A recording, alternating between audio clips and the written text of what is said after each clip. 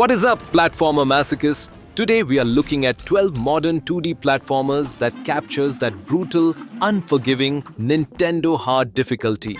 So stretch out your thumbs, prepare to lose your mind, and let's start the countdown.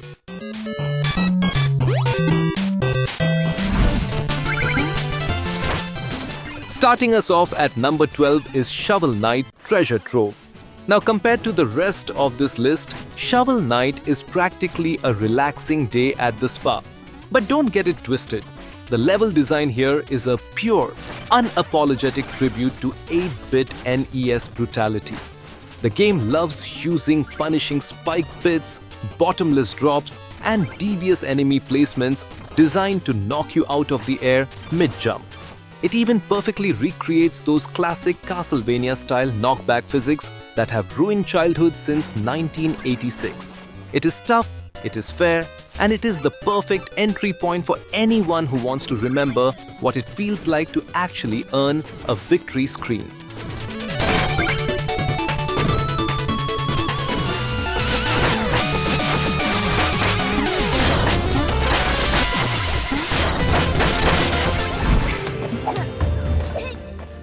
At number 11 is Kaze and the Wild Masks. Think modern games are soft?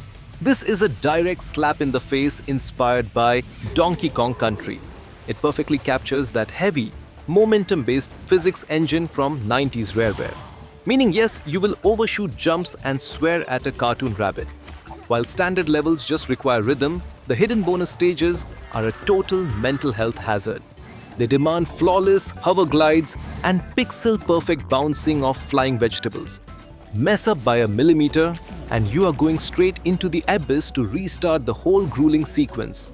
It will completely humiliate your twitch reflexes.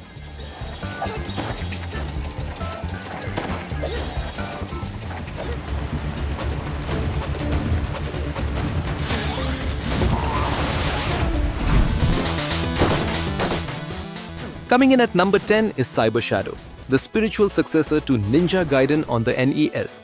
Unlike modern floaty platformers with massive safety nets, the level design here is unforgiving. While you do have mid-air control, the game forces you to make micro adjustments on the fly. You have to master tight sword deflections, wall jumps, and lightning-fast instant dashes while navigating rooms packed to the brim with homing missiles and turrets. It demands the exact same muscle memory and pattern recognition required to beat retro games back in the day. It's brutal, slick, and has zero room for casual mashing.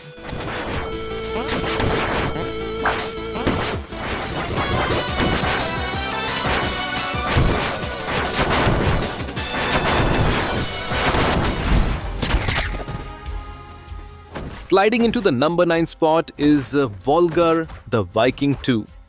This game features incredibly rigid arcade controls. Once you press the jump button, you literally cannot change your direction or momentum in mid-air. Enemies hit like an absolute truck, and your armor is your health bar. One hit breaks your shield, and the next hit deletes your life. It turns every stage into a high-stakes puzzle of memory and execution. If you fail too many times, the game mockingly offers you a magical ring that turns you into an immortal zombie. But using it completely locks you out of the true ending. It is delightfully mean.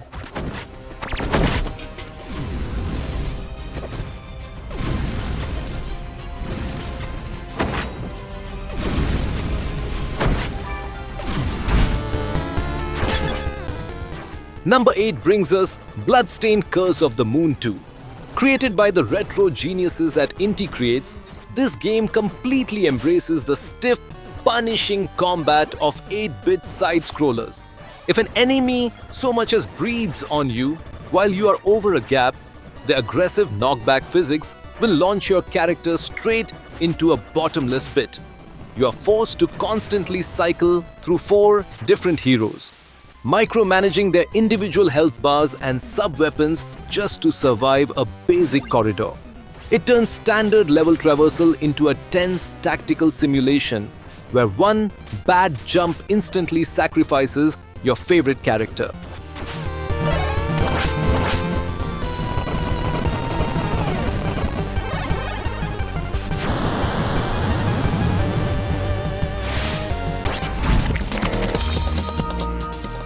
At number 7, we have Super Meat Boy, which takes the high-speed twitch reflexes of custom Mario Kaizo levels and turns them into a giant meat grinder. This game cranks environmental hazards up to 11, turning the entire map into a weapon. Spikes, spinning saw blades, and homing missiles cover about 90% of the screen, alongside aggressive monsters designed to hunt you down. While your deaths are instant and you respawn immediately, the sheer momentum control, wall sliding, and micro adjustments required to slide through tight gaps are completely relentless. It is a pure test of finger speed that will leave your hands cramping after 10 minutes.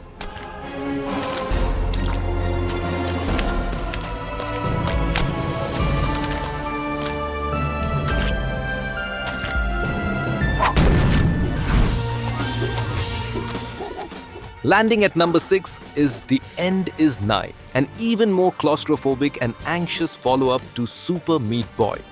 This precision platformer focuses entirely on corner hooking, momentum manipulation, and flawless physics. The catch? There are absolutely no safety nets. You survive purely on your personal ability to judge jump distances down to the exact millimeter. The late-game hidden levels are absolute endurance tests that require 30 or 40 perfect movements in a row. A single frame of hesitation will get you crushed into dust. It is brilliant, stressful, and perfect for people who hate their own sanity.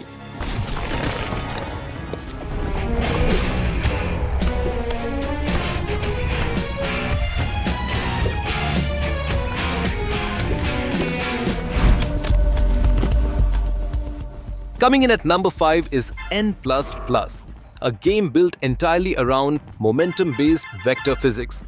You control a tiny stick figure ninja where speed is both your best friend and your worst enemy.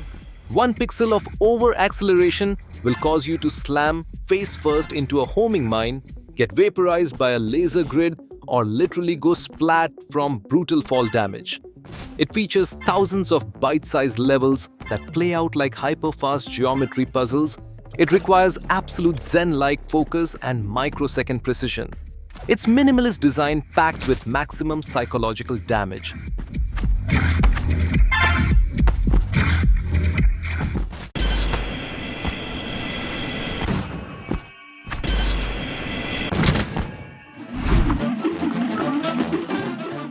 Taking the number 4 spot is Cuphead.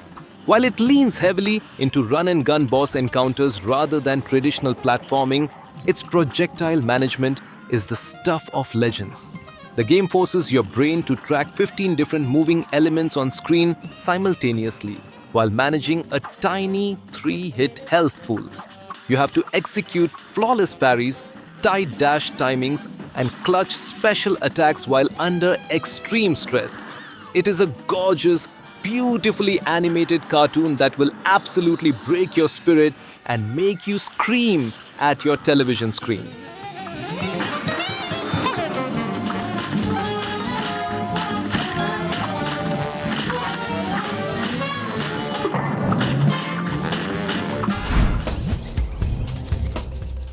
Taking the bronze medal at number 3 is Celeste.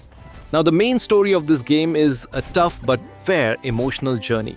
But if you want to see the true face of God, you need to boot up the post-game B-sides, C-sides, and the infamous Farewell DLC. These late-game chapters feature some of the most mechanically demanding platforming sequences ever programmed. You are forced to chain together advanced techniques like wave dashes, wall bounces, and mid-air dash refills across giant rooms that take hours of trial and error to solve. It is absolute mechanical perfection.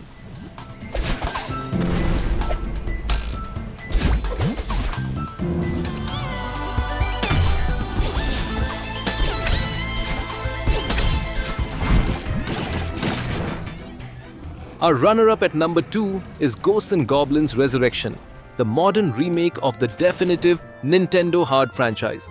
This game retains the exact, maddeningly rigid jump physics of the 80s arcade originals. Enemies spawn infinitely from the floor and the sky, projectiles fly from every weird diagonal angle, and a few quick hits will shatter your armor. leaving you sprinting through hell in your underwear.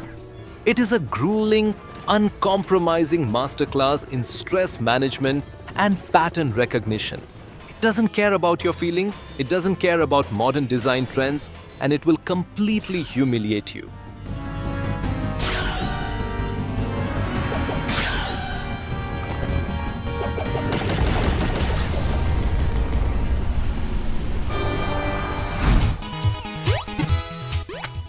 And the number one spot goes to the undisputed king of masochistic platformers. I Wanna Be the Boshy. This legendary indie game turns the environment itself into a deceptive weapon.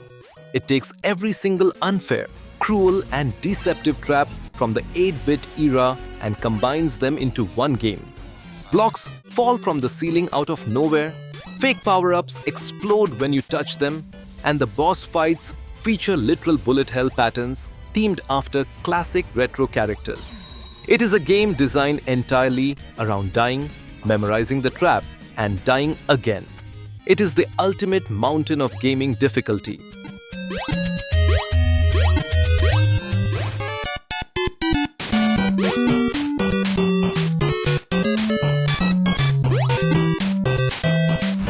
There you have it, guys. How many of these have you actually managed to beat without throwing your controller out a window? Let me know down in the comments, smash that like button, and make sure to subscribe to the channel so you never miss another breakdown. I will see you guys in the next one. Peace.